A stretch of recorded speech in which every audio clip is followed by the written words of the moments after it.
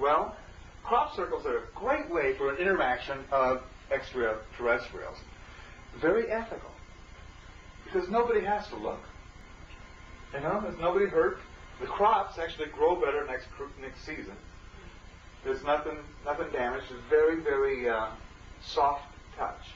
Peaceful geometry. Yeah, and what happens when people see them is they get an impression from it. Whatever the impression, it's talking to their intuition. Yes. Yes. So I didn't understand in the beginning when, with the words next to the timelines, I have two questions. Mm-hmm. Were those words put in there from patterns that people have seen from history, or were those words inscripted on the rock? From what we've seen in history. Okay. Yeah. And then what happens with, once this calendar is finished, Mm-hmm. I imagine that's the 20-day cycle, and then when that's all done, then what? Well, what happens, the reason the calendar ends is because more and more happens in every moment than ever before. Faster and faster and faster, more and more happening until finally, absolutely everything which is infinitely possible all happens at the same time. Which is the truth in the first place. It's just that our consciousness hasn't caught up to that yet. That's what this evolution is about. So once we get to that point, there is not one single limit of time and space whatsoever. End of Mayan calendar. End of calendars. And open to your own personal creation of whatever it is that you wish to experience with no limit whatsoever. Nor on anybody else either. They believe in talks about zero point. I'm not sure if that's exactly the same term. 0 point on he's talking about the electromagnetic shutdown of our system, which means the end of your mind. The mind is electromagnetic. It's not your brain. It's a field, more like your aura, is your mind. It's all the mental pictures that you've got. All those are electromagnetic. When the electromagnetic field falls, the mind is gone. So that's a step or stage toward having no limit, because all the limits only exist in your mind. So, does that answer that question? Okay. Yes. A couple of more questions, then we'll go have cookies and go to bed.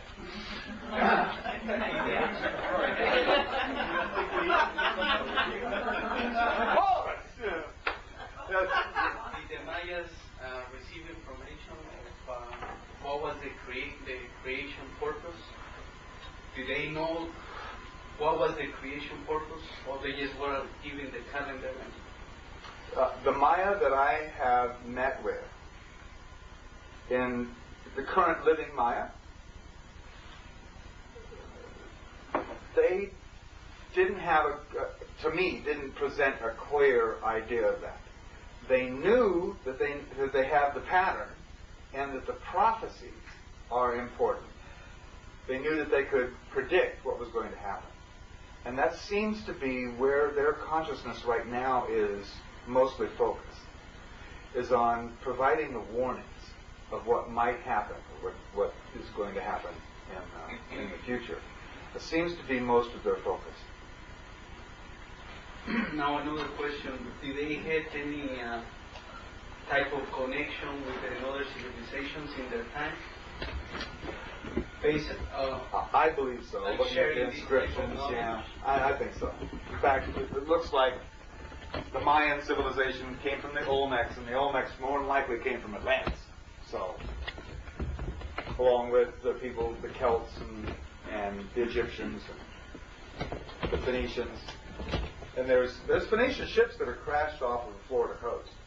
I mean, I've met people who have dived on them and brought up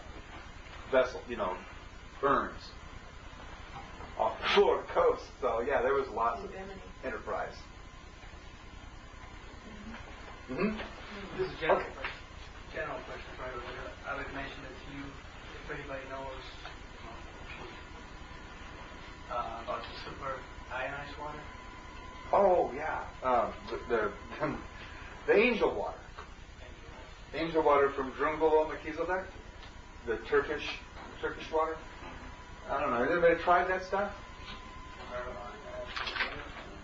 A few years ago, I had an opportunity to try some. What'd you think? I thought it was water. Is it from a special well or No, it's a process, supposedly. tuning for it? Supposedly, it was a process, yeah, in Turkey that they were producing ionized water. But there's water everywhere, all over the place now. You know. Okay, two more questions, and that's it. So, one back here. I wanted to ask you about what you did. Jimmy's talked about how all the ships we're going through right now are not really going to affect people that are going to be indigenous Mayas. Oh, yeah. Yeah. Well, these changes that are going to come, the faster and faster things change. The bigger and bigger the system is you have, the slower it changes. The bigger the system, the slower it changes. Like an aircraft carrier, for instance, like the Enterprise, it takes 3 miles for it to turn around. A speedboat, you're back the other way. So you look at our society, the momentum, the inertia that we've built up, going in this one direction and gobbling and mashing things as we go. We have really got a lot going on, and we're way up here above anything natural. And when the support finally comes out, boom, this is going to be like Wile E. Coyote over the Grand Canyon. It's just a long ways down. On the other hand, the poor Maya, the very poor Maya, that don't have a nickel to rub together. These guys are going to be absolutely fine. Nothing is going to change in their world. They're going to be gathering coconuts, and they're going to be, eating lobsters, and same as they're doing all the way. So, all of a sudden, these people who were trying to help by giving them refrigerators and electric mixers and all of a sudden they're going to be just fine. And there's people here in the United States going to be horribly upset that there's no Dream Whip at the store.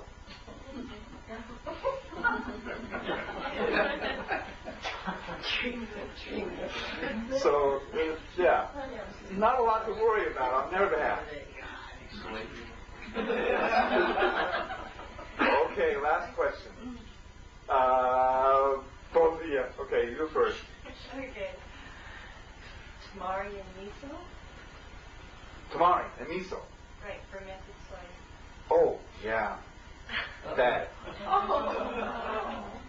We can't even eat the brags, brag tastes good. Soy.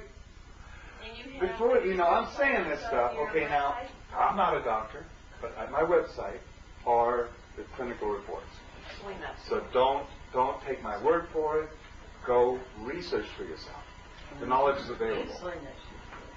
So what do the Mayan prophecies point to with the future and with the times that they're focusing on, say, at the end of their calendar? What are they saying? What are they prophesying? Well, that's also on our webpage. Carlos Barrios is the most authoritative, outspoken representative for the Mayan civilization right now. And his letters are there, his speeches. He's also on Earth Changes TV. He's been doing a lot there. And what he's basically saying is, it's over! Your whole life is going to turn upside down, that there's going to be massive earth changes, earthquakes that will wipe out millions of people, tornadoes, typhoons, tsunamis. And it's happening. That the economy is gone. And that's already true. You're all bankrupt. They're not going to try to take our houses, are they? The what? They're not going to try to take our houses, are they? Well, actually, they are going to try to take your house. They want everybody on the street. They want everybody on the street demonstrating. They want everybody on the street out there demonstrating against their next door neighbor and against everything. That's the general plan, is to cause absolute chaos. Because they win in that plan. That's not going to happen. There will be plenty of people who go out to resist, and they will, in that, be dealt with very